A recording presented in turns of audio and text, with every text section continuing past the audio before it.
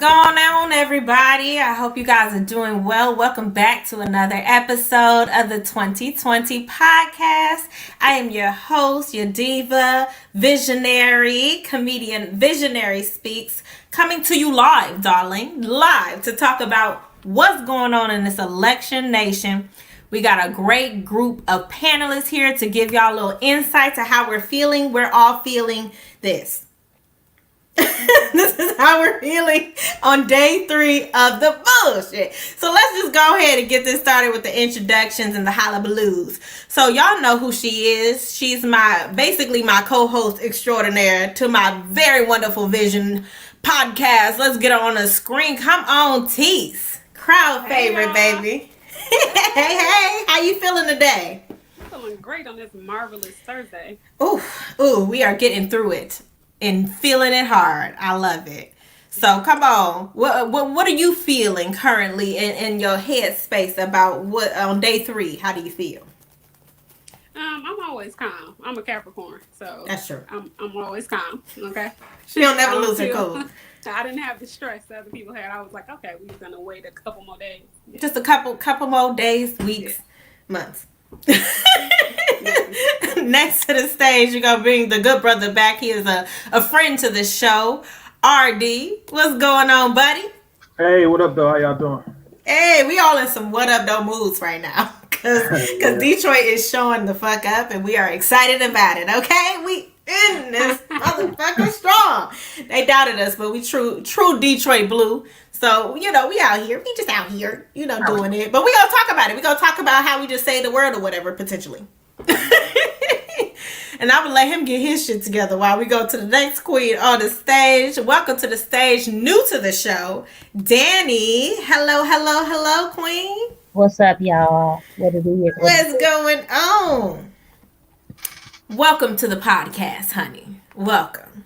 And last, but certainly not least, friend, family, crazy ass, Rel. Welcome to the show. What up, though? How you doing? Living good, baby. Feel me? Living good. Got them Spike Lee angles. We appreciate it. Oh, for sure. Yes. So let's do a quick, just, third day recap check-in of how y'all are feeling. So just about the election process so far, and what we've experienced and what we've seen. RD, how are you feeling about it so far? I kind of expected it not to just go super smooth.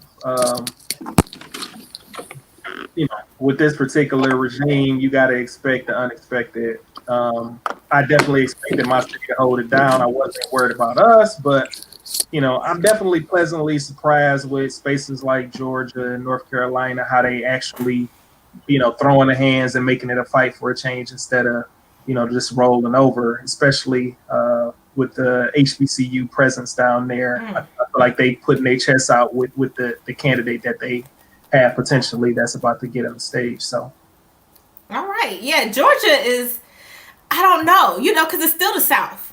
It's still the South. But it's still black people in Georgia. Georgia has a large, the blue portion of that Georgia map was Atlanta and all these other areas, Macon, and places where it's heavily black, but it's still the South. So I'm worried about them. I mean, it's a close battle there, but I'm gonna hold out for you, Georgia. But for right now, I'm just wearing my Detroit shit because we came through. But I'm holding out for you, Georgia. I hope you can get your shit together too. Join the band. Welcome. You're welcome. You're welcome. Right. Danny, what do you think about it so far? How do you feel? I think I got 2 emotions, or I wouldn't even say emotions, because I expected it to be long and drawn out. To be honest, I really thought Trump had it in the bag because of Biden wasn't necessarily a favorite at the top of the year, which is why he brought Kamala forward, because he knew that he had to get black votes, but yes, also women votes. So I think once he put her on, that kind of changed things a little bit. But I still, to this point, thought that Trump was going to have it easily. when I saw that things were going a little different, I think that was more of a shock because yeah, I didn't think it was kind of like a playoff game. Right? You think the top two We got a Steelers are firefighter on the going line, to so you got to win. be ready for whatever. You think the Steelers is going to win, but then kind of find out the underdog actually takes over. So that's kind of how I saw it. So it's one of those that I'm curious to see what the end of it is going to turn out to be. Yeah, it really is. I'm curious, and we'll get to that. Like, why a lot of people thought that he was going, because at first it's like a lot of people didn't know. For some people it was like Biden is a shoe-in, and then other people like, nah, like even my husband was like, nah, Trump probably gonna get him. And it's not even that you want that, it's just that you like, this is America. Mm-hmm. And that's really messed up that we think like that. But it's so real that it is, and this is showing us that it's so prevalent. We thought that it wasn't prevalent as much, but now we're like realizing, god damn, like, no, this is real.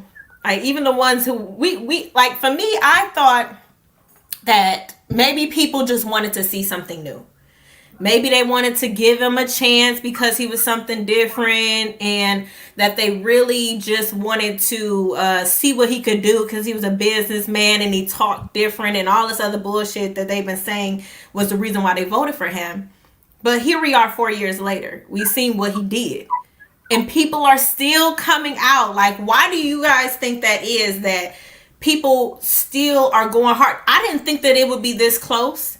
Maybe I'm just a little hopeful dreamer, but I didn't think it would be this close. Why do you guys think it's so close after all the shit that he has done? And the fact that we're in a pandemic at this point. Like, why do you think it's so close? I'll start with Tease. I mean, I'm very realistic about what kind of country we live in, right? And so, white supremacy, white nationalism is a real thing. And this is a president that obviously isn't scared to show what his true colors are, right? And so just like how Black people want someone that they can look to that holds the same beliefs as they do, so does a lot of white Americans.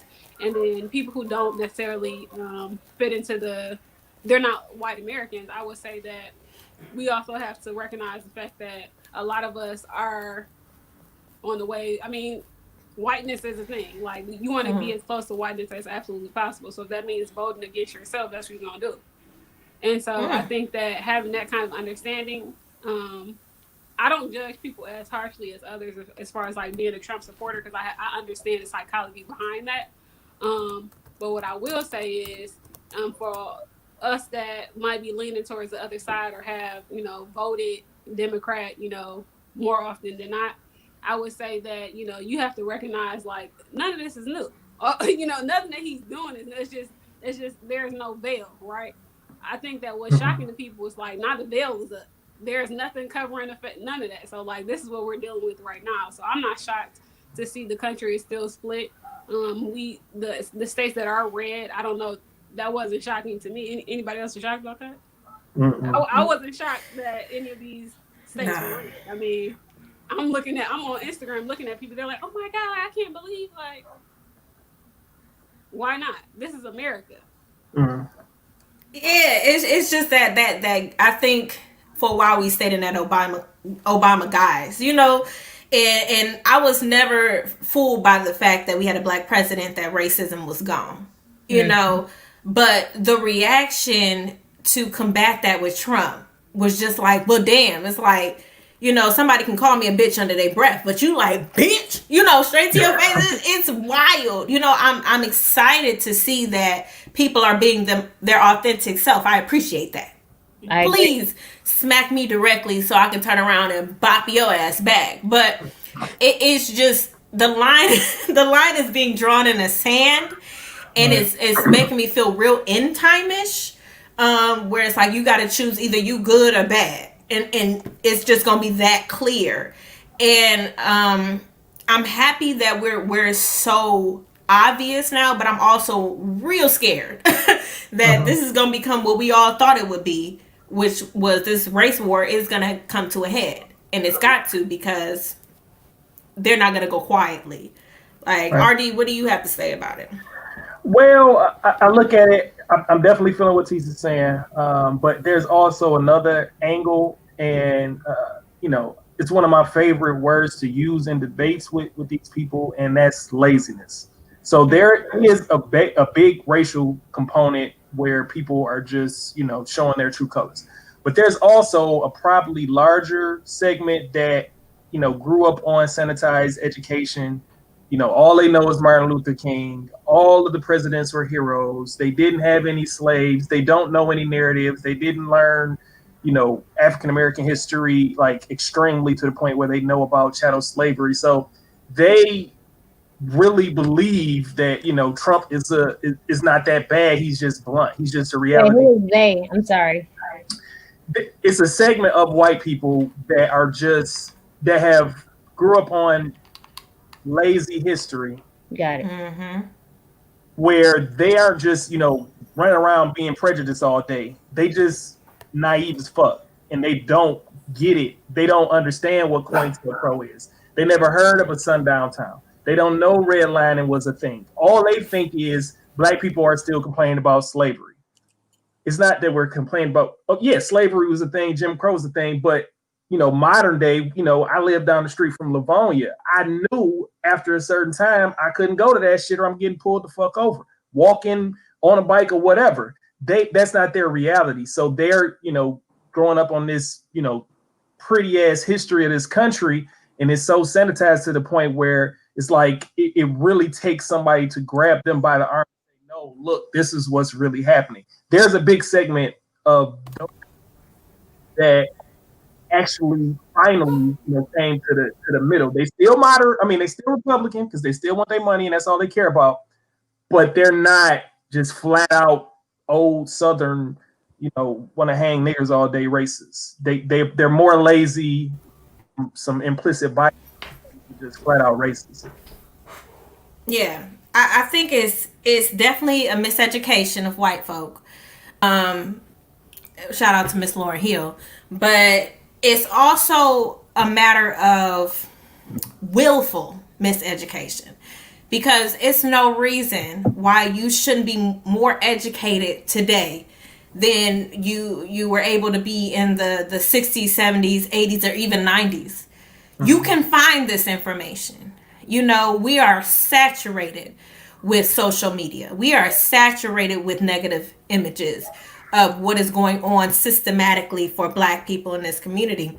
You can find it, and it's at the ready. So if you ignore it, they say like ignorance is just a lack of knowledge.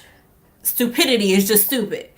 I think people are trying to be willfully ignorant, but it's hard to be that way when Right. That is out there. The possibility. You just don't want to know. And you don't want to have the information. And you want to be able to say that you never knew. And it's real likened to the Jews and how their plight during Holocaust with the Germans. They willfully said, like, we didn't know. We weren't a part of that. Like, and it was happening right in their backyards. But they willfully said, like, we didn't. Right. I mean, we were reaping benefits or whatever, but we didn't know what they were doing across the way. We just, saw what we saw on TV or in the news. So it's real propaganda-ish, but you can't be willfully ignorant. Not in 2020. Not with all this. Yeah. I don't take any excuses from white people or the others. Yeah, well, I'm not giving no excuses. I'm definitely not. You don't get no passes for what you didn't know that you could have researched, and that's how I feel about it. But Danny, go ahead, Teeth. Why would they? Okay, so I think that, like, first of all, this is coming from a perspective of, like, I've been around mostly white people in the workplace, right? Mm-hmm. When I think about how I see white people interact with each other, what would cause them to research anything? What's the incentive? Being around white people all day, I don't see. They don't look at life the way we look at life. There's no if you're given everything, right? And I'm not saying like literally everything. I'm just saying like there's Privilege. few limitations to where they can go, right? Why would you have the desire unless you're Bill Gates or something, right? To push past like the elementary level of knowledge that has been given to you. Why would you push past that? You have everything that you want. You're not begging for I anything. agree. If any conversation is being had, it's more so about like assets, liabilities, stuff like that. So as far as like when we're voting, we're talking about the money. When we're talking about capitalism, like all of that, what that entails, I understand them having a voice about that. But race related issues, if you're living in a town where if a black person walks down one of the streets in your town, it's going to be shocking. Why would that matter to you? Mm-hmm. I think it has a space, and definitely that's probably the answer is that they don't do the research. And that's why black people have so many rolling eyes in office situations when you talk about some shit that should be common knowledge, but it's not. And it's so awakening to them.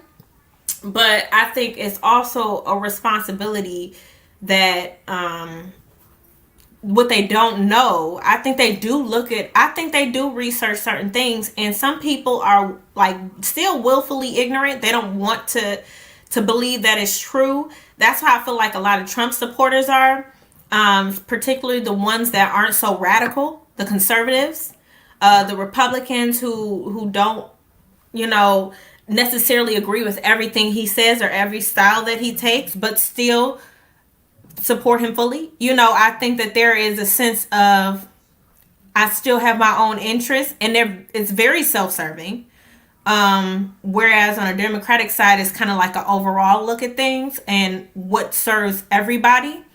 Even though it can be real broad, as we've seen in the previous podcast, which RD was on, about the Biden Harris campaign and the Democratic, whole plight of being that open all system of we gonna catch everybody who they hate, and see if we can supply that. But it becomes too big and it doesn't serve everybody equally. So I think it's a willful ignorance, but it depends on like, because I've also heard from white people or people who have grown up in white neighborhoods and come to work and live in areas that are more urban that have changed their mind and been around. I think is what you're exposed to. Honestly, if you're not exposed to different people and different things, then you have no empathy for them and you don't see them as human sometimes, which is unfortunate. So I kind of I'm chime in because I think there's a misunderstanding of miseducation and Tease. I'm going to piggyback off what you're saying. The challenges with information, with history, is that when we're in school, they all have this program of what we're supposed to learn, and it's limited American history, right? But the problem is not necessarily to blame on them not doing their research, because like you said, T, no, they're not going to willfully just go out and research, right? And then I've been a strong component of when we say that they need real history taught in schools. It's not just for the benefit of Black people, it's for the benefit of other races and cultures too, because that's true American history. And if you grow up with knowing the truth, then your behavior tends to be a different way, right? But then also we are in this different era where millennials from different races are a lot different when it comes to racism. Like they're not responding the same way as their grandparents and historically whatnot. Um, so I think there's a miseducation when it comes to Black and white people. I'm not, and I was hoping that and I'm not saying this is going this direction, but when I see a lot of people talk about Trump supporters and Biden supporters, and when you see how politics have been pushed and how they advertise a lot, they kind of advertise it on the agenda of race. Most of the time you ask a person, why are they voting against Trump? Is there because they're like, he's racist. But then when you ask a person why they're voting for Biden, they don't really know the reason. They're just saying Trump is racist. but then they never go back to the history of Biden and his racism. Like, we can't ignore the fact that Biden has a history of racism, and that you're saying one person is more racist than the other is why would you accept one side of the story but not accept the other? So then it comes down to I'm a believer that everything that I do is going to be in support of Black people, right? And the way that we're writing for Biden, I mean, it kind of bothers me because I'm an independent, so I'm kind of right there in the middle. And it bothers me when Black people were so loyal to the Democratic Party, still to this day. We're writing for Biden like crazy, when in reality, no matter who's the president, we still have so much work to do. I'm a fan of Dr. Claude Anderson. And what Dr. Claude Anderson says is, before we even get into politics, we have to build wealth. We have to build capital in our community. And we all know about how the dollar kind of turns in the Black community. So I think the Democratic Party has definitely been riding this wave of racism, and you have a lot of people hating the other side of the party just because of that one reason. But what are they truly doing for Black people? Like, when you look at both parties, what has been done? And the sad part about it is, when they came up with their plans on both sides, they're basically coming up with plans to try to give Black people basic human rights. Why should we be so crunk about getting basic human rights? And why are we asking these people for basic human rights? And then all these Black people are talking about, and I saw Teslin Figueroa, she said it the best way. We're talking about we are not our grandparents and, great grandparents and this and that. But the difference between slaves and us, slaves would jump off the ship and be like, I'll die for my people. I'd die before y'all put us in slavery. We're different. We ain't gonna do that. So we're over here talking about we're gonna do this and that. We still are at the bottom of a system of which we're still blinded by, because once they do announce who's president, guess what most people are going to do? They're going to go back to their daily lives. Once COVID is over, back to partying, back to doing this and that. And we all say that people should educate themselves, but where do you start? Do you start transatlantic slave trade? Do you start after that? I'm a fan that we all got to start in economics. Until we understand economics, politics is just a portion of economics. Until we understand economics as a people, and that's not just within athletics and basically Black people, we only know it from an athletic aspect, where or music and being rappers and this and that. Until we understand economics, then we can never get ahead in politics. And that's why some people are going around trying to create the Black Party and this and that. But we got to understand economics before we do anything. I mean, I completely agree with you. We're gonna have to have you back, honey, on the Bamboozled episode. We got an episode called Bamboozled, the fallacy of the Black worth and everything that we've been the myth. Really, it's a myth. One of my favorite movies, that's Spike Lee. Bamboozled. Yes, yeah, it's just bamboozled. We've been conditioned and trained. You have to realize that slavery was economic. Like, it was all economic and financial, and we are going to talk about that, because there is a definite switch to race, and that was the point. The point was to switch to race to deter from what was happening over here. Gotcha. If you start to fight each other, then you don't understand that there's a whole Wizard of Oz effect going Classism. on. Over here. Classism. And I've been saying it for years. I said it's not a war on race, it's a war on class. And when I said that, people are like, no, but it's about this, and they hate us because of our skin. They don't give a fuck about your skin. The people who were the people who created racism don't give a fuck about your skin. They cared about the monetary value that you as a human body could bring, and then they made your skin a thing to justify the tyranny and rape and everything that they've done to us over the years. But people don't see it like that, and I'm like, we need to talk about this. So definitely we're gonna come back to that. But I'm gonna take it to another level, not just classism, it's caste. I'm reading the book from Isabel Wilkerson right now. It's called Caste, right? And when we look at everything, and I know you said another we gonna get there, but go ahead. But she talks about, I think she said it was like 1785 is when white people end up being created. And then that's when Black people, and that's when race ended up being created, right?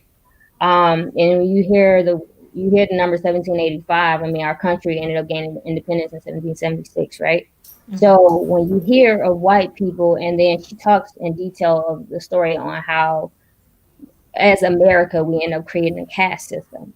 And then that goes back into politics and what's going on now, because it's not class, because class is you got the rich and you got the middle class, you got the poor, right? But then caste, you got the rich white people, and then you got white people, then you got everybody else in the middle, which is considered Indians and Mexicans and Asians. The That's everybody. minorities. Then you got black people, and I don't even know if they look at it as far as colorism when it comes to the black community, where you got the lighters, and I don't know if they look at it as at that aspect. But when you have black people, we're at the bottom of the totem pole. Once whoever get into office, how urgent are they going to be when it comes to giving black people anything? And the sad part about it is when it comes to this election and what's going on now, whether the votes are true or not, is that it goes back to the minority communities, and it shows the power that our vote is still being counted. It's still of value. But what are they going to give us in return from that from here on out? And that's a great, segue to even after the election is done. And I think that one thing we have done this year is, and all the fake wokeness that is social media, I think at least the conversation of what we demand has come up a couple times in a way that it hasn't in the past. Down to the point where Diddy was trying to say we're going to withhold the vote until we get our demands, which is something that we should have been doing and should have been asking for what we deserve or what we would like to see in order to get our vote. But I'm one of those people who don't think we can get it from either side. Agreed. I don't think that they want to give us what we demand. I think they just want to patronize us. And I think we need to come up with our own. We need to start in our own communities. But what do you think about it, RD? That's a bunch of topics. So it's just as far as our demands, America is a big business. So us getting our demands is all about what kind of leverage that we can push forward on whoever's in power to make it a thing and to incentivize, going back to where we was talking about earlier, how can we incentivize, our position? Just looking at this election and the numbers, it's like we came through for y'all, but we also voted more Republican. So we warned the hell out of their ass, like, hey, we can hop on the other side and we don't really care. And we're also starting to stop, demonizing each other, not as much. Trump is a different animal, but just in general, we're starting to say, hey, we're not a monolith. So you can't expect all of black men to do this or all of black women to do that. We're going to jump around a little bit. So, that's a big aspect of it. How can we, monetize our position? How can we show our power? We need to, claim and create the narratives about, how we won this election, right? For example, a lot of people were saying, oh, the NBA players are foolish for taking that day off. It really don't matter, et cetera, et cetera. But what did they demand? They demanded that the owners, assist with voting and give safe places for them to count votes. As a result, one of the first times Georgia is about to turn blue in 28 years, potentially, is because Phillips Arena is a central location for making that happen. How did that happen? Black men making demands using their leverage, because, hey, you want me to hoop? Okay, well, this is what we need from you, especially if you're going to keep shooting us down in the street. So it's about controlling the narrative, packaging that all together and saying, okay, this is what we bring to the table, because that's all they understand. Like, I understand it is a caste system and they definitely devalue our skin color, but money is still more powerful than all that. That's why they've always, even, pre-Obama was like, Oprah ain't black, she just Oprah. Why? Because they see dollar signs and see what she brings to the table. So we have to paint the picture, we have to put it in their language, because unfortunately right now we're still 13%. So, we can either take the leave approach, like we out, we can take the militant approach, like we about to take over, or we can infiltrate. And right now, from what it seems like infiltrating, more of the MLK approach is working right now.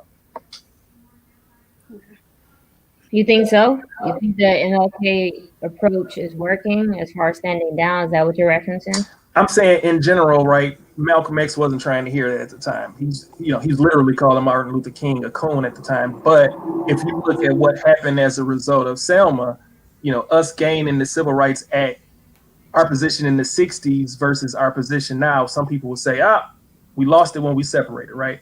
But as far as our humanity, you don't get that unless you're around other people so they can see, wow, this person is just like me. They like some of the same music, and they eventually ended up on the same bridge and dying together. That can't happen if you just separated. Some of us have to be cops. Some of us have to be judges. Some of us have to be politicians in order for our will to get pushed into their system. We can't move their system from the outside as a separate entity because we see what happened with the Native Americans. They don't have political power and they were here first, or some people say we're here first. See, my thing is when it comes to King's approach, the power that it had in it back then is because they were able to air it live on the media and see so many people tortured and assassinated on live TV, which caused humanity to kick in. The difference between then and now is that the media control majority, 99% white, So not necessarily. Did I have the percentage wrong or what? Well, I'm just talking technically about Instagram, this is media. Right, social media. People know about Trayvon Martin because of us, not because of No, but it's still controlled by white people. Yeah, that's true. We may be able to be a participant, but we do not own these platforms. Us white persons will own these platforms for a simple reason of why I can go on Facebook right now and share a video of a Black person getting killed, murdered. We now, to this day, we are able to witness murder. Back in the day, we knew murder existed, but we didn't know how it happened. We saw heads blown off, all kinds of child pornography, when it comes to Black people.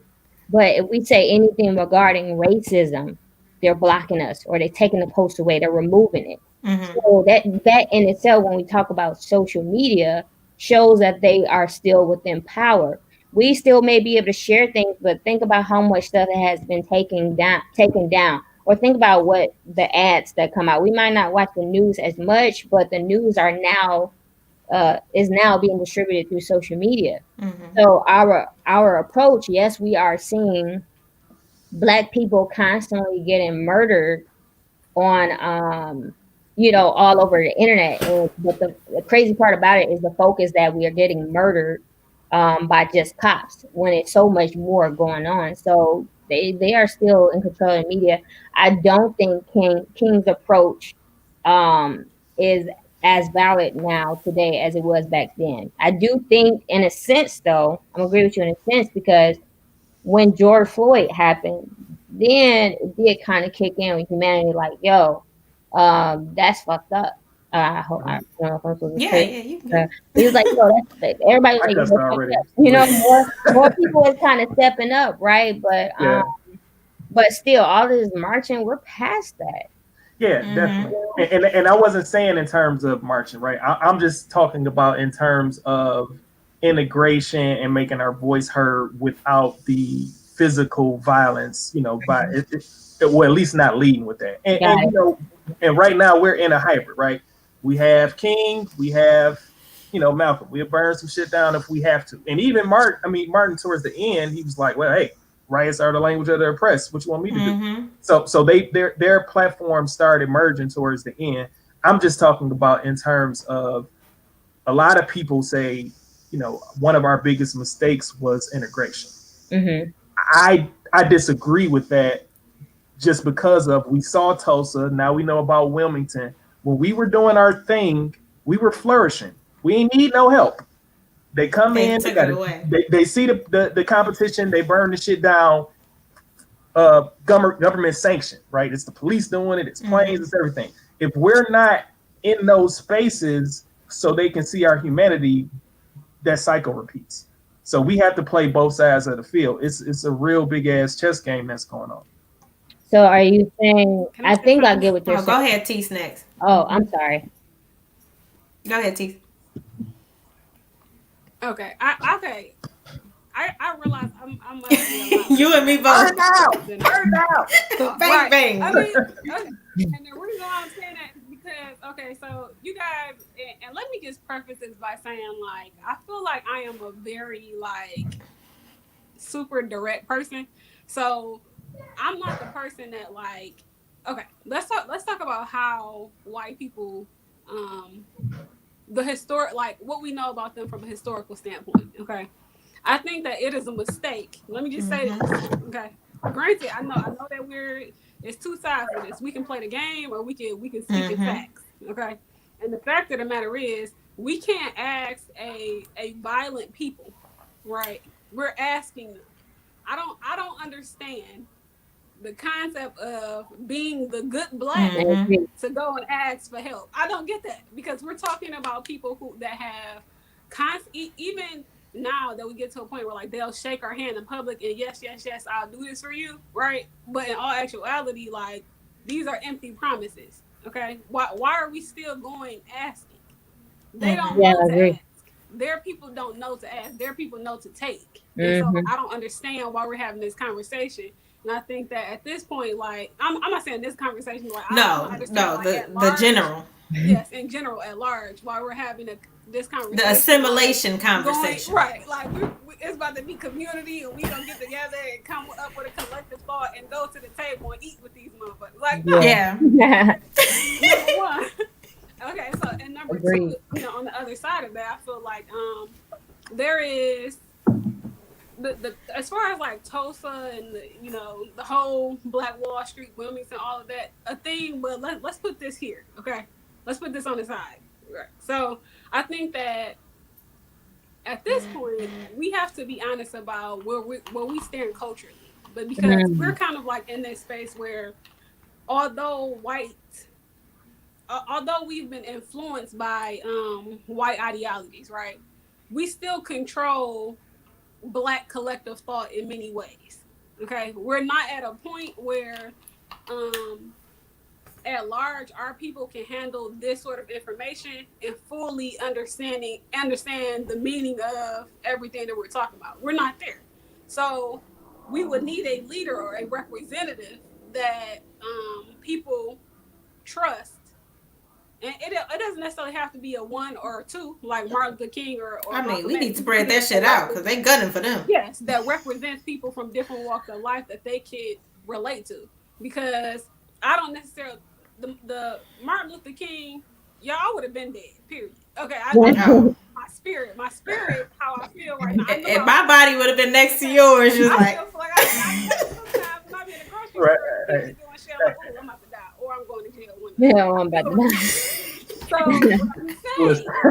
saying is, okay, You almost took me out. Damn, girl. is it happening? It's about to happen.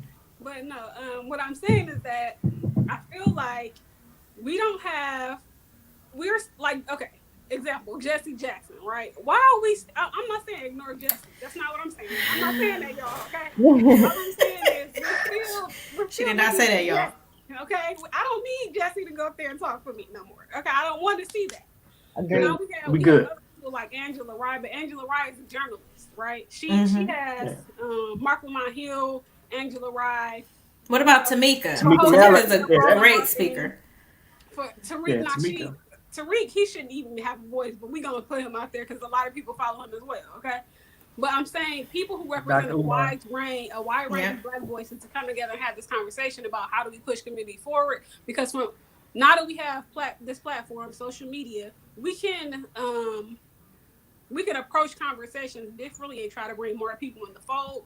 But I think that we're not even talking about that because we're still separating like this and excuse me for saying nigga on your platform, but this is Oh, real life, right? This I real mean, life. it is what it This is. nigga on that and this nigga on that and he a college nigga and I'm a hood nigga and this nigga and like nah, right? It's We kind of like gotta one of get them down ABC to sitcoms. Like we're different.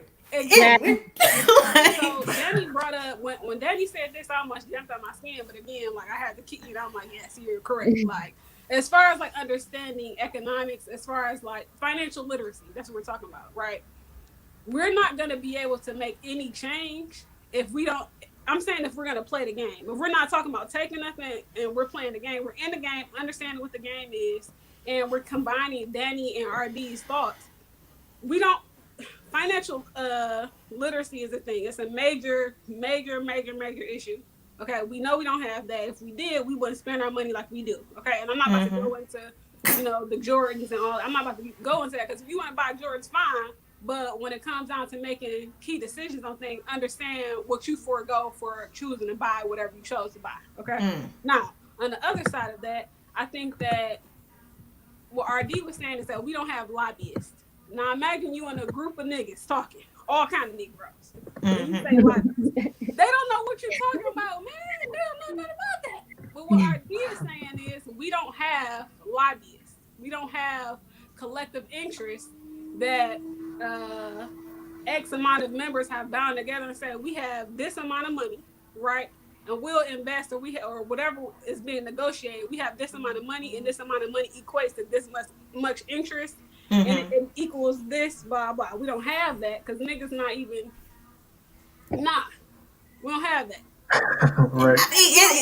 What you say is community, and we need a black delegation. Doggone it! Like, we need a group of smart black people to get together and be able to speak for us all. Yeah. Because we ain't got it. Point I'll bring up, and this is gonna be controversial, but the first time niggas ever got a spackle of that was when Jay-Z talking about what he was wanting to do with the NFL after the whole thing with Colin Kaepernick. Okay, he started that conversation. Was it the best time? No, but that was gonna be literally if it would have went as from a media perspective. If it would have been in a different light, that would have been one of the first times that black people I'm talking about having that representative that's more close to who we are and not like a super educated man, right? The first time we even had this kind of conversation and where a wide range of people can hear that and then try to, do I really understand what he's talking about? So from a political standpoint, who would be that person right now? To hit, we're not talking about black millennials who have higher education. We're talking about everyday black millennials who don't necessarily even care about that. Who's talking to them? Who can get their money? I just want. I mean, this is a part of. Yeah. We're talking about the election. I mean, that's part of everything that we're voting for. Having to be able to understand what we're voting for, we have to tackle these topics. So I guess voting our interest. Agreed. And there's no right answer to that because we don't have that person. A lot of people saw something almost like that in Obama, because he was a representative, of the black culture or whatever at that time, and it felt like a beacon of hope. And he ran on hope. But now it just seems like we don't have a specific direction. And what we're realizing is there, like you said, so many different black people. There. What you say, Danny? I think we do. It's just, I mean, he's been everywhere. A lot of policymakers have been talking to him. It's Dr. Claude Anderson. He came up with the entire, I don't know if you guys are familiar with the book Powernomics. He came up with the entire book on exactly what we need to do. He has a whole pyramid on, and that's why he says first economics, then we're talking about politics, and then on the next floor, yada, yada, yada. So when you think, even though you could think Kanye's crazy, Kanye talked to him. He's been talking to people like Charlemagne, a lot of these policymakers. I think, what is it? I don't know if it was the Biden campaign. I think they may have reached out to him. So he's created the platform, and a lot of these people that are out here, they're trying to tack on to what he's been saying. I do know out here in Atlanta, there's been groups of leadership. I know Jay Morrison. I know he tried to create something, and then I think it was Diddy or somebody that created an entire thingy. But anyway, I do feel like those groups are actually forming. I do feel like actually, if you believe in what he puts out there, we do have the blueprint. It's just like when he's been going on a Breakfast Club, he's been putting it out there. It's like, hey, everybody needs to read this, So I do think we have it out there. It's just not enough people are aware of it as of yet. I'm gonna come down to you, RD, but it's kind of like I'm a Lovecraft Country fan, so it's like the Book of Names. read the shit is not making it down to the hood. These power economics are not trickling down. And the hands in which they are getting are like-minded hands. The person who will read the power economics is not the same person who, listen to Jay-Z all the time. It's not the same person in the hood. It's not always, hell, it's not even the same person who's like that college educated person who thinks they know it all. It's not even, there's a certain group of people who will read that book. And the fact of the matter is, we have to come together and speak each other's languages. Mm-hmm. Because sometimes we talk and we think everybody understands us. That's just not true. We speak different languages according to our experiences. And in order for us to come together as a people, we have to understand each other's languages. It's like one of the first steps of slavery is to put different tribes in different areas so they couldn't speak the same language.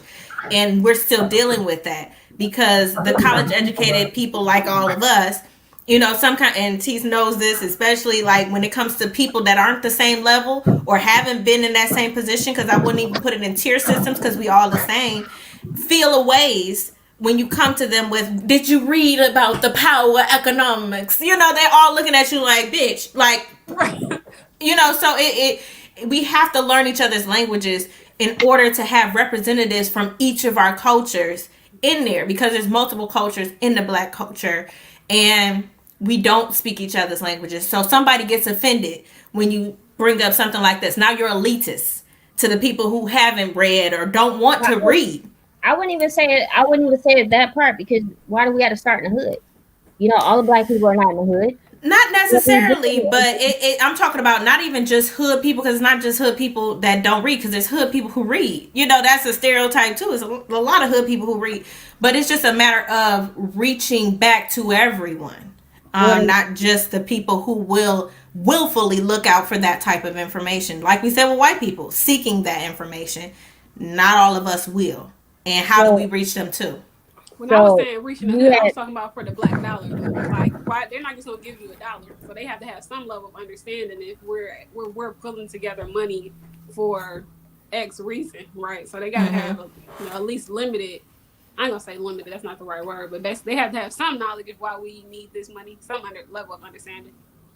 My thing is, what you don't do, and I'm not even gonna say elitist, is that you could read the book, or some people, there's videos out there as well. You don't necessarily have to read the book. You watch the video, right? That doesn't mean elitist, because the problem is you have some Black people where they finally make it and they're the good Negro, where they don't, anything Black, is considered bad, right? They're the good Negro. And you have some people that's completely against that. So goes back to kind of the main topic of everything that comes to policy. Once we practice group economics and get away from asking them for something, it goes to demanding. So then take it to the hood. That's when we start communicating in a certain way. And that goes to education, like even education, then police officers. Why are white people majority police in our communities? And the education goes back to the history, but also teaching us the right stuff. Then it goes back to criminal justice reform, because we hear it. And my mom made a comment the other day on my Facebook post, and she was like, well, we need to get the Black people from killing all the other Black people. That's such a small percentage, of people getting, like, Black people getting killed. But when you understand the rights that's taken from people once they become felons, and people that has been caught in situations, happens all the time, where they take a plea bargain because they don't know anything about law, so they take the plea bargain where they're completely innocent, but then the law, even if they find out the truth, they still get locked up, or they still have that felon attached to them. So that's when the hood has a huge problem. That's the main problem with the hood, is that there's no money in there, and it starts because it starts within criminal justice. So when you have these people understanding whether they have to watch Powernomics or not, it goes back to practicing group economics so that we could take these policies into our community. I'm a fan of, gentrifying our own communities. Like, imagine if we bought up all of that land, and then we actually created communities. But there's another thing that Dr. Claus says. He says that if there's people out here killing this and that, kick them out of our communities. They ain't got to stay there. Every community got the bad seeds. You know what I'm saying? So that's why I don't necessarily see it as elitist. It's just sharing the information, but also practicing group economics to where we can start demanding y'all do X, Y, and Z, or y'all won't get our business. That's absolutely. I cannot wait to have you on Bamboozle. We gonna talk about that, but it is something that has to be like kind of it has to be a across the board thing where we have an understanding, even if it is from the smallest level to the largest level, and I think that comes from leadership. So when we coming back to the election and everything, like, and what we're thinking about how this is going to end up, what do you think will be the ultimately, what do you think will be the outcome of all of this, and how do you think it will shape what happens after this, after we finally found out who's the president?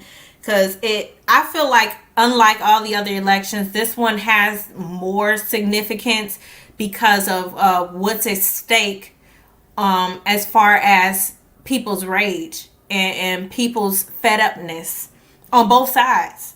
And what do you think is going to happen? Because I honestly think it's going to be anarchy regardless, because of the setup for it. It was kind of like an alley-oop. As soon as this is over, I feel like people on either one side or the other is really going to be fed up, and it may be anarchy. So what do you guys think is going to be the result of whoever wins? So first, if Trump wins, and then the other if Biden wins, what do you think will be some of the outcomes? Let's start with RD. So I think you manifest what you think. And I think if we're thinking positive, we can get positive outcomes. If we focus on what's the half empty, then we're going to get that. Potentially, it's going to be some pockets of BS, definitely. But I just think overall, people just care about their money.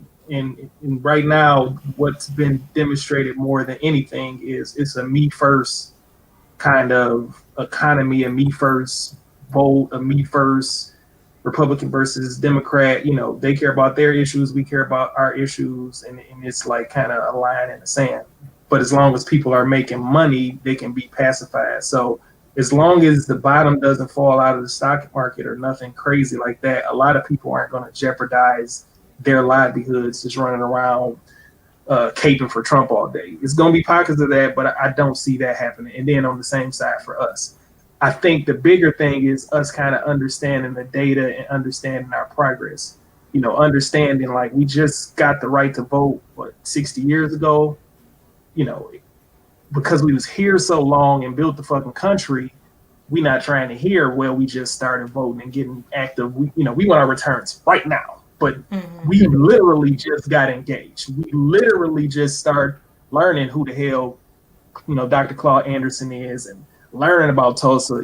A lot of the history that was taught to, some of the 80s babies was kind of watered down compared to some of the stuff that we could have learned about, some of the, we were always taught like a lot of things that we got out of bondage, as opposed to some of our triumphs and some of the good we did financially in some of these towns before they got burned down. How did they create a black bank? How did they have a black hospital? I have no idea how they set that up and who was behind what and what the hospital was named after before they screwed up the town. We need that information so we can replicate it. We need to learn how to benchmark, right? We don't have to reinvent the wheel. People already did it. There's other communities that's already doing it, take what they're doing and apply it to our community. So I think that's kind of the next steps for us, regardless of what happened. And I think I am excited that we're starting to ask for more for our vote. We're becoming more transactional. You got, like she mentioned, the Diddy party and people that are trying to educate the masses on voter rights and how to form a political action committee and all of that good stuff or whatever. So we're getting to that space. We just have to be patient, realizing we 60 years into the game, and this shit is very diabolical and very calculated. We're not going to just overnight bum rush the door and just say, hey, this is what we want. We want A, B, C, D. Sometimes you got to eat a rhino a bite at a time, and people don't want to hear that shit, but it's just reality. Or we could just leave or take over. You know what I mean? So we really have to realize. Right. like my man said in that one video when he was where the trucks was rushing the Biden caravan or whatever, he was like, how many people know what to do when the grid cut off? You're gonna cook outside, you got a generator. How many people are really about that takeover life? You know what I mean? A lot of people ain't grow up like that, and they not really, they ain't even seen no welfare bridge card or nothing like that. They don't know how to operate when they starving.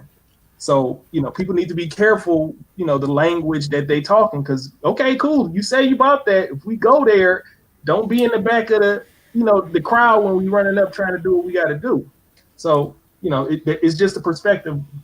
We got to be patient. We have to follow through. If we going to infiltrate, then we got to be patient with the infiltration, follow the steps, benchmarked by, all these brilliant minds, or we got to take it, to where we talking about taking it. Okay. Yeah. All right. So, Daddy, what do you think the repercussions are, or the outcomes of whoever wins is going to be? I'm kind of going with Artie a little bit on that. I don't. If there is anarchy, I don't see it being much because I still think that it's small groups on both sides that may lash out. Like when we saw the riots down here in Atlanta, in different, cities and whatnot all over. If they riot because it goes the opposite way, or white people go out there, I feel like it's still going to be a small group.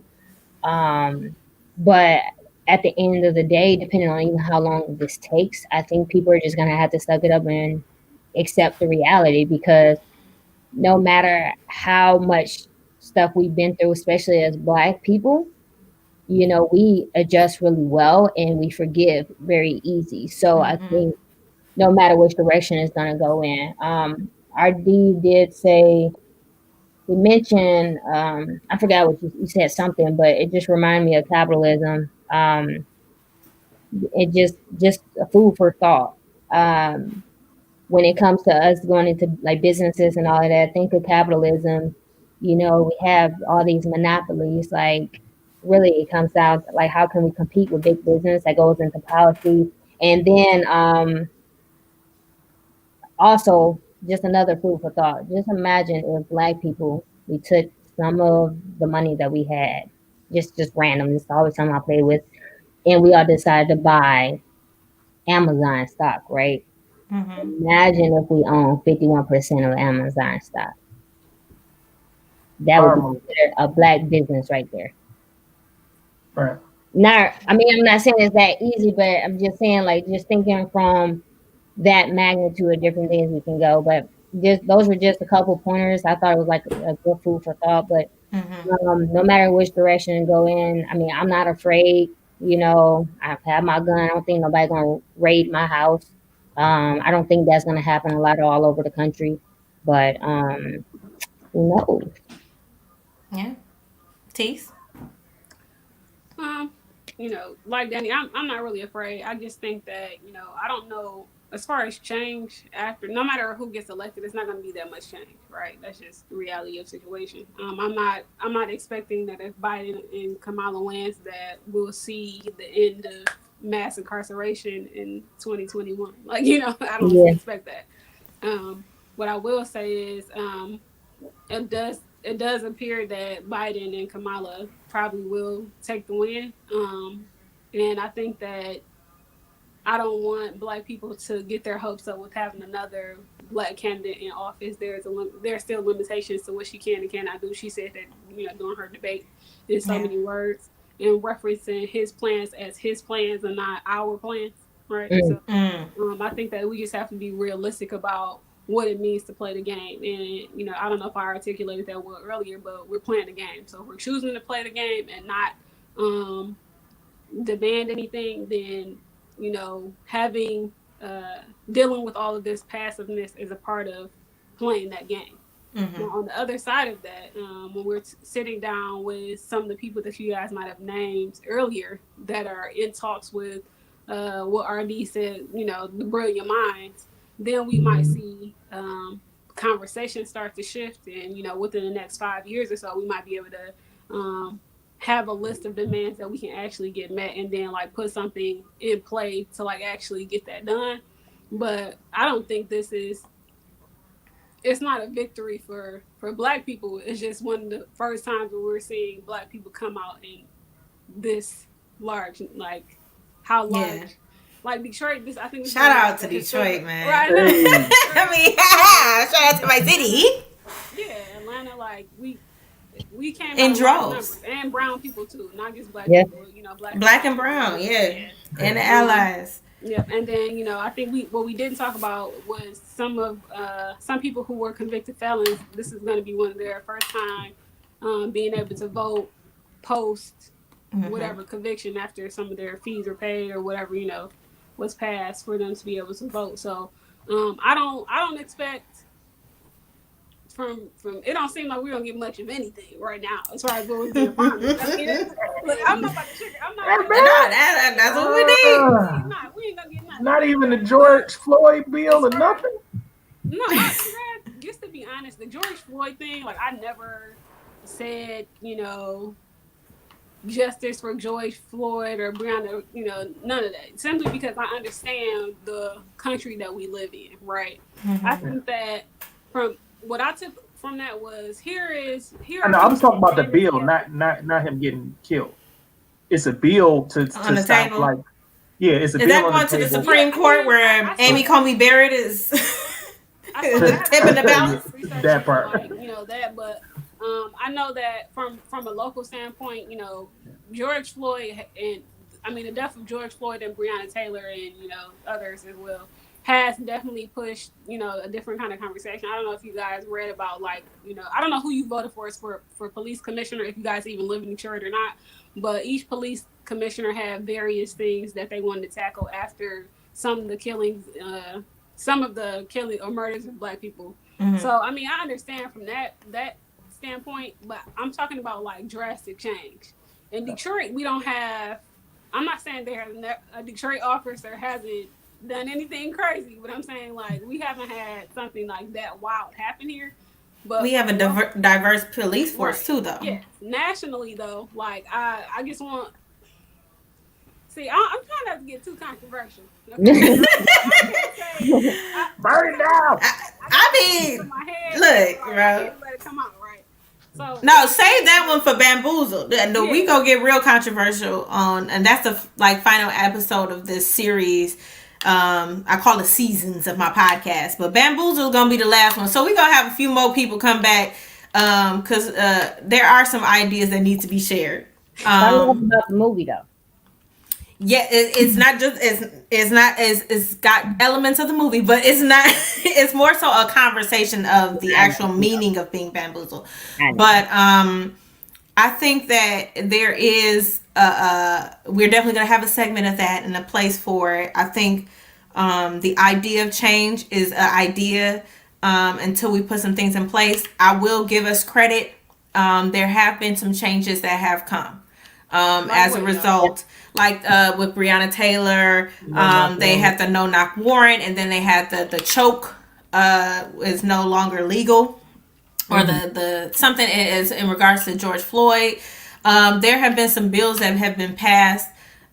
Whether we see it trickle down to us in our regular life, we don't always see it, but it's just, I think the small change does equal to large change. There have been outstanding amount of people of color in going out for political office as a result of what's happened with Trump.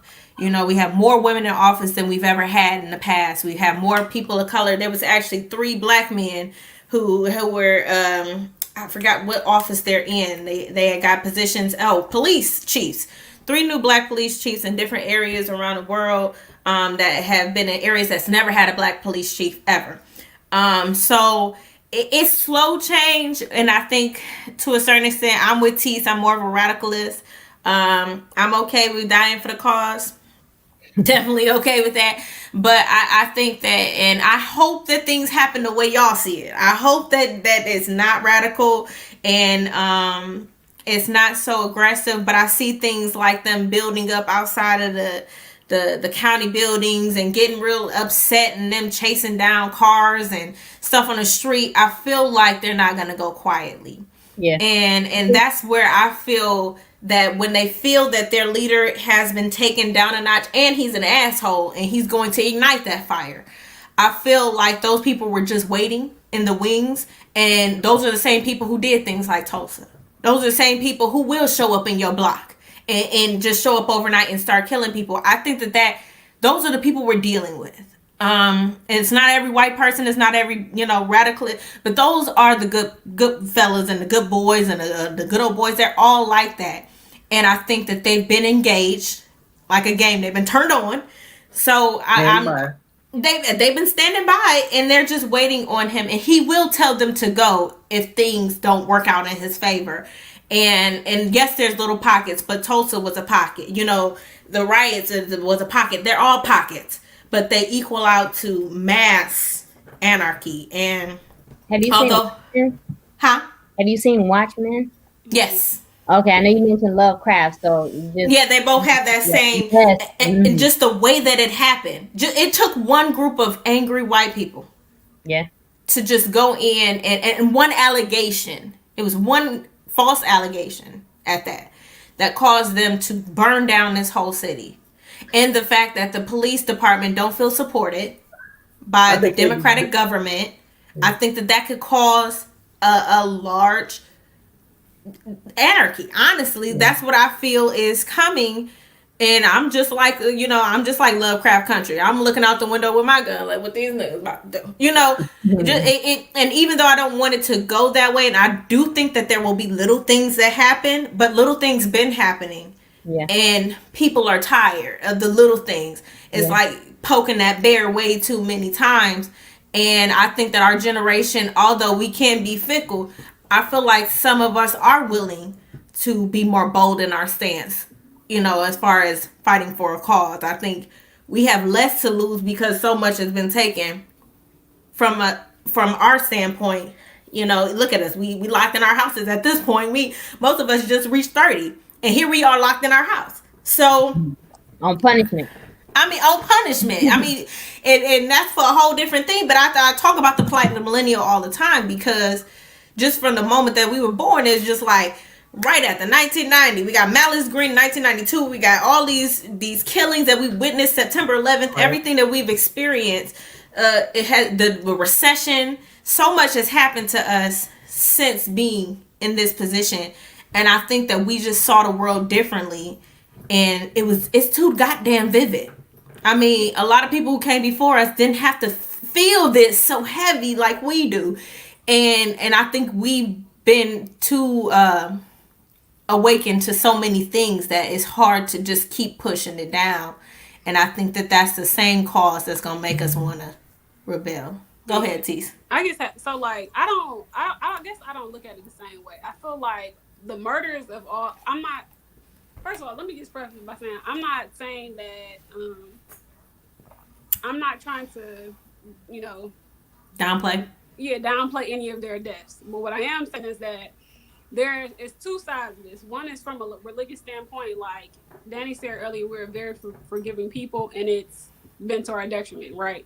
Mm-hmm. And then on the other side of that is from a common sense standpoint, like you get knocked down, you're doing the same thing, right? Or the same thing keeps happening, you get knocked down 20 times, okay? Why, when the 21st time come around, we still supposed to be the same amount of shots? Like, do you understand? Like, it's desensitizing, is what you're saying. It's not even about, because like the conversation about being desensitized is obvious. What I'm saying is, why are we having this conversation about? I'm talking about like people putting them on shirts, on the mask, like we're wearing the pain literally on our bodies, like in our attitude, it's in everything about this. We're internalizing it and we're wearing it on the outside, okay? But when it comes down to like action, even when you guys mentioned about the no-knock thing and all of these depends on other people's behaviors.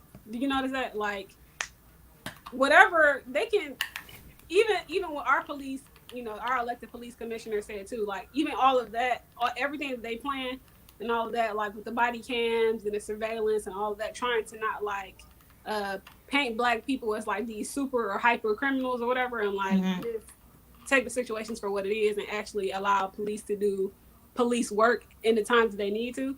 I feel like what I mean, how is that different than? Is that really different? Is it really different? The person, whoever wears the uniform and the badge, when they go out of their house, when they put their uniform on, whatever that situation is, they're making the choice on whether or not to act on things. And our reaction to that can't always be like, let's Mm-hmm. have this conversation about what we are willing to allow to happen to Yeah, us. a lot of That's what Mm-hmm. talk. I'm saying. Okay, It's always a lot of talk. That's what politics yeah, is. no, but the point I'm saying is I don't want to end the conversation on like giving black people this false hope. The Mm-hmm. truth of the matter is there's gonna be death. I'm not even anytime I talk to people about this, we're gonna die until we get tired enough to actually fight back. We're gonna Mm-hmm. die. Period. Like Yeah. it doesn't matter if like we kill each other, or they killing us. Like we're gonna die until someone gets tired of that. Like our values have to change and we have to switch. That's why we're talking. That's why we're so involved in this election. We're looking for other people to do work that we're not strong enough to do yet. So it's like how Mm. for if we're That's interesting. being directed, right? We're constantly in a position where like we're being directed and we're not doing any of the directing. Then you can't expect change because we have conditioned. This is their conditioned response to us allowing our people to be directed. That's what Mm. I'm saying. So like that's the way I look at it. So we can I'm talking about like we can reference books, we can say these people should know this, like our level of education, all of that. But at the end of the day, on the basic level, until we like do away with how we think of things, Mm-hmm. we're gonna see the same results. No matter who wins the election, no matter if there's another George Floyd or Breonna Taylor, like all of those things are gonna happen again. At what Mm-hmm. point do we say, like as a collective, that enough is enough? And are we putting ourselves in a position to like RD was saying, like if the grid goes down, like what are we gonna do? If that was to happen, or it gets to a point where like we actually have to put, feet to the pavement kind of situation, like Mm-hmm. what are we doing about that? Like I don't like to have conversations that's not productive. That's me. Yeah. I So agree. it's I think like that there is a means to an end, and what? as far as we need to unite as a people, because we're separatists. Like we're too busy, and that's another capitalist mindset. It's like it's my block, it's my street, this is what I control, I mind the business, it's in my house. um that's not the mentality that's gonna get us to the next level. We have to be community minded, because in order to organize, we need to be able to come together. And that's the main issue. We don't have a platform, we don't have demands, we don't have anything that we can speak on as a group unit right now, because we're too busy thinking about ourselves and how this is going to affect me. And it's difficult. Like, in order to do what you're saying we need to do, we have to come together. Yeah, And how many you years guys, have we been trying you to do guys are that? super nerds here, right? I can tell by the type of I conversation we're mean, having. Everybody knows about Brexit, right? Everybody knows about the Brexit thing. yeah. Like vaguely, okay. So like what I'm saying is black people have attached themselves to trauma, right? And we identify like our everyday life, like from a psychological standpoint, like what we identify the most with is being traumatized, okay. Mm-hmm. And so when it comes down to elections, even I'm talking about from like how they when I'm saying they, I'm talking about politicians, okay, Mm-hmm. how we're being advertised to, the conversations that our journalists are allowed to bring up and things like that always put us back in this place of trauma. So we I don't think that we can have a conversation without this being the center, and we know that trauma to our people is debilitating. So it's like we have to be honest about what's going on. It's not about like the no not it's not about they promised us this or this guilt, the white guilt money that we received because of these corporations didn't put up justice for George Floyd. None of that. I'm saying like, what are we gonna do physically? Like the election was cute. Okay, now we don't have someone It was who's cute. outwardly. I'm just saying like we don't have someone that's outwardly. Like, it ain't Yeah, over, but yeah, that's exactly. what we like. I'm saying like now that we have potentially removed someone that's inciting domestic terrorism, right? Mm-hmm. On a just every day I'm talking to your coworker, your family, your sister, brother, mom, whoever. What are we doing as a collective to put us in a position where we're not allowing trauma to prevent us from seeing things the way things actually are and having that conversation that we need to have in order to like resolve some of the issues? Or again, if we're deciding to play the game where we're not like out here trying to attack the door like RD was saying earlier, if we're gonna play the game, then we at least have to understand how our involvement is causing us not to be able to see the results that we need in the period of time that we think is we should. Because like people almost want like popcorn change, right? You know what I mean? Like they want to put it in right quick and then take it out as popcorn. Like nah, like what are we doing? That's where I thought this conversation was going, I guess. But Like you talking about radical change? I'm not necessarily saying it has to be radical. I'm saying however we want to play it. If you want to play the game, right, and you want to have this conversation based on economics and finances, and that's how like we will appeal to politicians the same way that corporations will appeal to politicians by having lobbyists. They're lobbying for X views and trying to get legislature to write in things that they want in order for them to be able to do their business in the way in which they want to do their business. That's what we're really talking about. A lot of communities operate in that way. Like for example, the Jewish community has taken on that same those same tactics, and that's how they operate. Okay, same thing as that same way the Asian communities operate in the same way. So if we're talking about it from that standpoint, we're saying that we know that we're playing the game, and like we know that because we think of things from a trauma, like our base is trauma, we can't even join the conversation because trauma is in the forefront and we can't even have that. They're talking money. We're talking trauma. Does that make sense? Yeah. Definitely our history. The conversation is gonna go, I guess. Yeah. Definitely our history. I think we can weaponize it though. Yeah. Yeah. Because it's so mainstream. It's like you said, that's how they identify it with us. That's how they market to us. That's the reason the Phillips Arena situation happened. It's all because of Trump. So if we know that's the weapon that's being used and it's going to be used, and then honestly, it is part of our DNA as well. You know what I mean? Everybody don't have money for a therapist, so sometimes that's just going to come out in their conversation. It's in our rap, it's in our music, it's in everything. Then we can then use that to say, yeah, hey, like you said, guilt trip them into this, guilt trip them into that, and before you know it, you got a black business or a black bank that we finally putting our money in instead of Chase. Like to me, that's the radical change. Everybody in 2 years saying, I get direct deposit into Killer Mike's bank or whatever. That's the radical change that we need to move towards self-reliance, to move towards stronger demands in politics. Yeah, and all of this is post this election. Like, there's nothing we can do about it right now.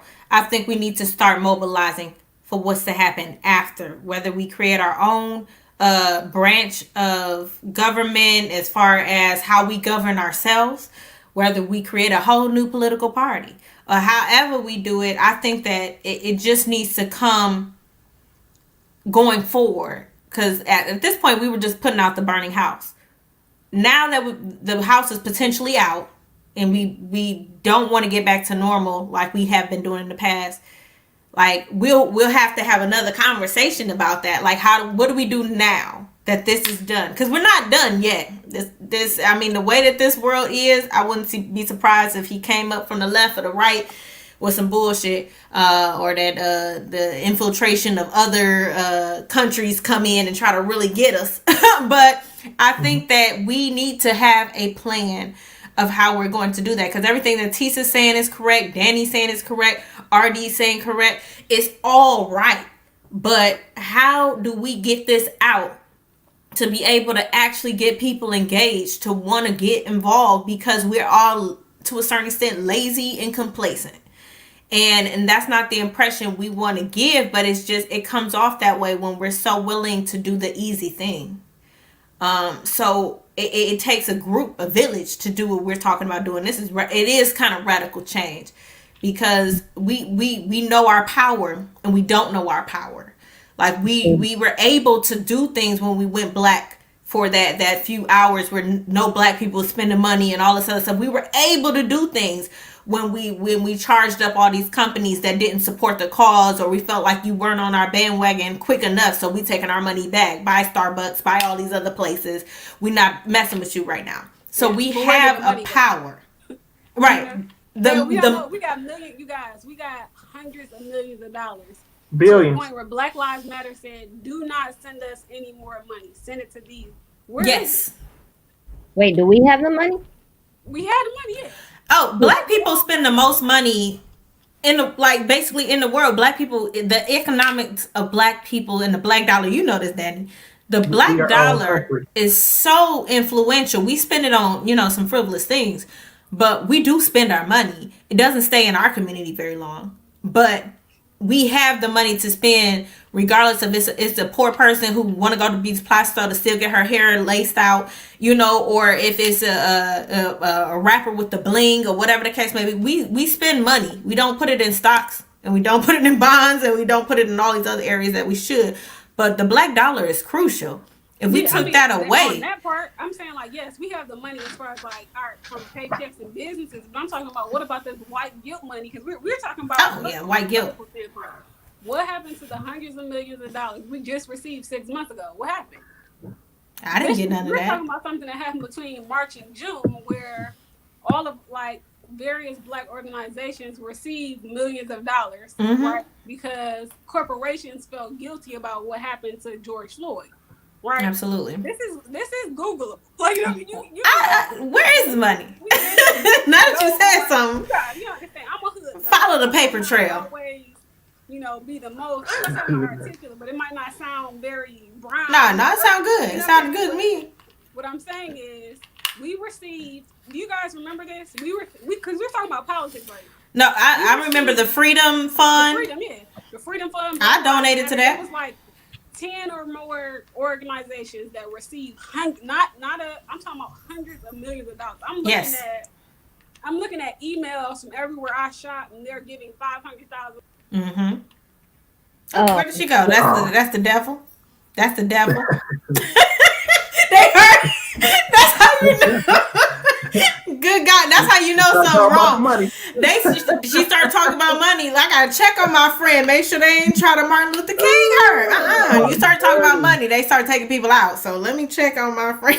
Come back, girl, come back. But she's absolutely right, and we're gonna have this conversation even more. We're gonna have another dialogue. There is gonna be an outcome to this election. We will figure out what we need to do next. I think that this is not a ending, it's a beginning. Regardless of if Biden wins or if Trump wins, I think that we have gotten to the point where we're ready to mobilize, if anything. And we have to be ready for whatever. That's what I say. Stay ready. If you stay ready, you ain't got to get ready. So I implore everybody. Oh, they didn't take out my friend. There she is. She's back. Sorry. Good God. Sorry. Look, girl. I was about to call you like, it's your girl. Look, I apologize. Get away from that window, girl. We don't want no sniper. No sniper. Sniper, no swiping. I'm sorry. I was trying to plug it up on the slide, but I would have to leave the camera frame. Look, my mama in the comment section find her, please. I'm saying we received talking that real shit. All I'm saying was, I don't have to be long with it. I'm saying we received hundreds of millions of dollars during the whole issue with George Floyd, right? Mm-hmm. Okay, I'm saying where is that money? Okay, I'm not saying they mishandled it. That is not what I'm saying, black people, because black people can take some shit and run with it. I'm saying where is the dollars? Okay, so mm-hmm. Now we have a conversation on. We know that we have our organizations can pull together and say we have this much money, so we can approach X issue or whatever issue, knowing that we have this much money behind us, because that's what corporations do. So we're having this whole conversation is about politics. Corporations interact with politics on this corporation is worth X billion of dollars, right? And the lobbyists for people who don't understand what lobbyists is are lawyers, or they could be in several different titles that bind together that push legislators to pass initiatives that will benefit corporations. Does that make sense? Absolutely. Okay. Yeah. So basically as far as the Black community is concerned, just like other races have, or national, whatever, they have various lobbyists that go to politicians and offer to donate to their campaigns or whatever, so they can push certain initiatives in order to pretty much get certain things passed for their benefit, for the benefit of their community. And I'm saying we receive X amount of dollars, but we have yet to talk about what should be done with that money. Because we have. And where is the money? We can go back on our email just 6 months ago. Nike, they didn't put millions. I'm talking about small brands that you would think they wouldn't have donated anything. Donated $250,000. Yeah. Where's the money? Now we done hopped off the election. Where is the money? Yeah. That's absolutely true, and I think that, and that's another thing that we have to do is when we start talking cash, we need some people who can handle cash. Because some people is way new to the money, and if you start sending it to these organizations and corporations and all this stuff, that's how we get Kwame and all this other stuff start happening. So we got to make sure we know where the money's going and who's handling it, and that's where the hard part is, because money is corruption and money corrupts us all. So wait, we talking about before, because Black people gonna take it the wrong way, y'all. Yes, money is the root of all evil, but we talking about in today's America, that's what pushes things forward. Absolutely. You need money. You need money, but we got to have the right people handling money. That's the main thing. But let's leave it off there. Final thoughts on our conversation, or where we are in the election currently. I think we still, Georgia, get your shit together. Ultimately, you know who you are. We balancing it out, and we still waiting on Nevada. We still waiting on Georgia, North Carolina, a couple places still in there. We just want to finish this segment of our life. So please stop messing around with these ballot countings and get it together. But RD, final thoughts on the topic today of the election and the state of the world. Right. So I think just summing it all up, we have, it sucks. People ain't trying to hear it, but we definitely have to be patient, and we have to trust, some of our dynamic minds and some of the people that are really making moves, the Tamika Mallory's of the world, the Jeff Johnsons of the world. We have some people fighting a good fight. We got our just in case scenario, but for right now, we definitely need to, trust in these people. We have witnessed several inflection points, starting from Trayvon Martin, that basically united all of us to the point where we realized, oh shit, this does happen, right? And then on to George Floyd, and then Trump, and now we see, oh, okay, we don't like Biden, but that's, he's elected. Guess what? That might be a good candidate for us, because we're not playing with him, and we're not playing with Harris. To be frank, right? We want our ROI because we built this country, and we're in a position where nobody's getting a pass anymore to represent us. T's talking about the money. Oh, cool. Y'all did it. Y'all done this money. Where it's at? You know what I mean? So I think we're in the space where we're starting to make rounds and realize our power. We're starting to, to benchmark stuff instead of trying to reinvent the wheel all the time. And we're starting to play our lanes a little bit better. So I think, we're in a good space. We just need to stick together and keep reading. Mm-hmm. Yes. And then translate it for the people who can't read. Where can the people find you, RD? So y'all can find me on Instagram at Big Bro RD, on Facebook. I think Arden RDIG Boat or something like that. My brand is I Am the Grind Apparel. Stands for being the change that you want to see in the world. Is that your we shirt? Got Detroit Grind out here. Oh yeah, Go ahead, come on, show the shirt. Show it. You're all about branding. Because I got tired of people talking. We got to walk it though. So that's absolutely what this particular piece is about. Support that Black business. All right. Yes, sir. All right, Danny. Final thoughts on the topic today. Go ahead. My final thoughts are basically, I do feel like this election is going to be drawn out. I don't think even with the popular vote, we're not going to hear anything within the next week. I know I was talking to you before we actually started recording, but I was also just researching it that the electors, per state, they go out and actually vote December 14th this year. So even though we're all going crazy over the popular vote, that's when they officially go out and vote. So I do feel like just based on what's going on now and with the counting, I do see that Trump is probably, with his lawsuits and everything here, he's not going to concede anytime soon. And as far as everyone responding to it, you already know. I hate the fact that that the reality is it's more of a racist. We're voting on racism versus policies. So whether there's a negative, very terrible negative response afterwards, I really hope that that's not the case. But in reality, it's a possibility. But yeah, overall, the topic I think is great, and I learned some things from you guys, and it was a great conversation.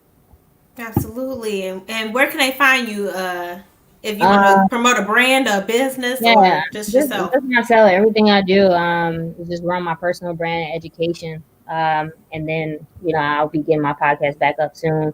Excellent. But on Instagram is Coach Danny Renee, DANIRENEE. On Facebook is Danny Renee, or you can go to my page, Coach Danny Renee. Absolutely. We'll be happy to have you back here on this podcast when we talk about some of those economics. Yes. You talk about money, I'm for it. Oh, yes. Oh, yes. Tease, final thoughts on the topic.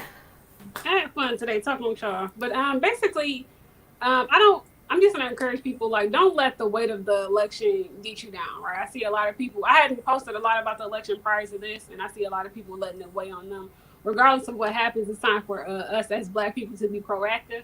I think that we had a lot of different ideas today. Even RB brought up something about banking Black. That is one way to push a different kind of initiative and start getting the conversation going as far as financial literacy is concerned.